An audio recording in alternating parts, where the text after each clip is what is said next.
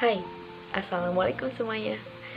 Perkenalkan, nama saya Helida Firzilaniza dari Prodi Ilmu Pemerintahan semester 3 Fakultas Ilmu Sosial dan Ilmu Politik Universitas Pancasakti Tegal.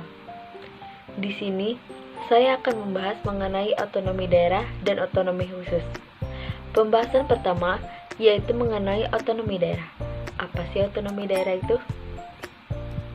Dalam Undang-Undang Nomor 32 Tahun 2004, Pasal 1 Ayat 5, pengertian otonomi daerah adalah hak, wewenang, dan kewajiban daerah otonom untuk mengatur dan mengurus sendiri urusan pemerintahan serta kepentingan masyarakat setempat sesuai dengan peraturan perundang-undangan.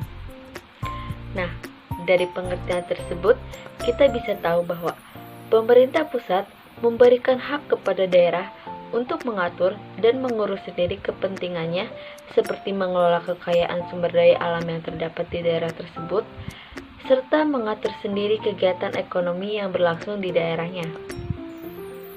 Perjalanan sejarah otonomi daerah di Indonesia selalu ditandai dengan lahirnya suatu produk perundang-undangan yang menggantikan produk sebelumnya. Dan perubahan tersebutlah yang menandai dinamika orientasi pembangunan daerah di Indonesia dari masa ke masa. Selain itu, ada beberapa hal yang melatar belakangi terlaksananya otonomi daerah di Indonesia. Yang pertama adalah ketidakpuasan masyarakat yang berada di daerah yang kaya akan sumber daya alam, namun kehidupan masyarakatnya tetap berada di bawah garis kemiskinan. Yang kedua, walaupun secara undang-undang sudah sering diterbitkan, namun dalam kenyataannya, pengelolaan kekayaan sumber daya alam di daerah masih diatur oleh pemerintah pusat, sehingga masyarakat daerah yang kaya akan sumber daya alam merasa sangat dirugikan. Oleh sebab itu, akhirnya pada masa reformasi, mereka menuntut dilaksanakannya otonomi daerah, sehingga lahirlah Undang-Undang Nomor 22 Tahun 1999 dan pelaksanaan otonomi daerah mulai terrealisasikan sejak tahun 2000 secara bertahap. Setelah pelaksanaan otonomi daerah berjalan di Indonesia, muncul beberapa permasalahan. Yang pertama, ketimpangan kemajuan pembangunan antara daerah yang kaya akan sumber daya alam dengan daerah yang miskin sumber daya alam. Yang kedua, konflik horizontal dan konflik vertikal. Dan yang terakhir adalah kesejahteraan masyarakat di tingkat lokal belum sepenuhnya diwujudkan. Ada beberapa solusi yang bisa dilakukan untuk mengembalikan otonomi daerah agar sesuai dengan tujuan semula. Yang pertama, menata kembali perundang-undangan mengenai desentralisasi dan otonomi daerah untuk memperbaiki hubungan vertikal dalam pemerintahan. Yang kedua, meningkatkan pelaksanaan kerjasama antara pemerintah daerah termasuk peningkatan peran pemerintah provinsi. Yang ketiga, menyusun kelembagaan pemerintah daerah yang disesuaikan dengan kebutuhan daerah dan potensi daerah yang perlu dikelola.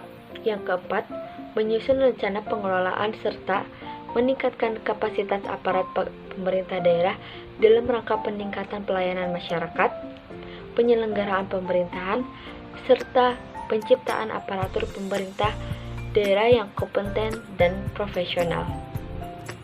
Yang kelima, meningkatkan dan mengembangkan kapasitas keuangan pemerintah daerah dalam rangka peningkatan pelayanan masyarakat, penyelenggaraan otonomi daerah, dan penciptaan pemerintah daerah yang baik.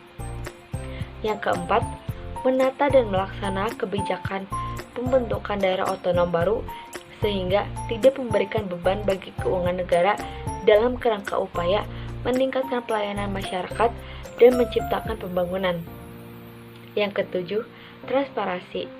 Transparansi pengelolaan keuangan dan kesadaran bagi seluruh pejabat daerah serta masyarakat untuk mendukung pelaksanaan otonomi daerah dalam rangka menciptakan kesejahteraan masyarakat. Selanjutnya, yaitu pembahasan mengenai otonomi khusus. Apa sih otonomi khusus itu? Otonomi khusus adalah kewenangan khusus yang diakui dan diberikan kepada suatu daerah untuk mengatur dan mengurus kepentingan masyarakat setempat Menurut Prakasa sendiri, berdasarkan aspirasi dan hak-hak dasar masyarakat di suatu daerah tersebut. Otonomi khusus yang diberlakukan di Indonesia dapat dikategorikan sebagai desentralisasi asimetris. Apa sih desentralisasi asimetris itu? Desentralisasi asimetris adalah desentralisasi luas, namun dalam pengimplementasiannya tidak harus seragam untuk wilayah negara mempertimbangkan kekhususannya masing-masing.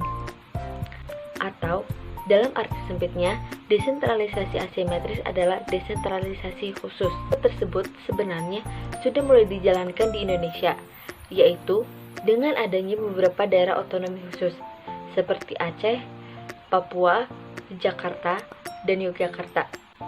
Ada beberapa alasan mengapa daerah-daerah tersebut dijadikan sebagai daerah otonomi khusus. Yang pertama, DKI Jakarta. DKI Jakarta diberikan otonomi khusus sebab DKI Jakarta adalah ibu kota dari Negara Kesatuan Republik Indonesia. Otonomi khusus di Aceh dan Papua merupakan suatu bentuk dari implementasi desentralisasi asimetris sebagai jalan tengah untuk mewujudkan kesejahteraan masyarakat serta menyelesaikan konflik bersenjata yang terjadi di Aceh dan Papua sebab mereka menginginkan memisahkan diri dari Indonesia. Untuk daerah Yogyakarta diberikan otonomi khusus sebab daerah Yogyakarta merupakan daerah yang sampai saat ini masih berbentuk kerajaan. Oleh sebab itu, Yogyakarta memiliki keistimewaan sendiri dalam penyelenggaraan urusan pemerintah. Billahi taufiq wal hidayah. Wassalamualaikum warahmatullahi wabarakatuh.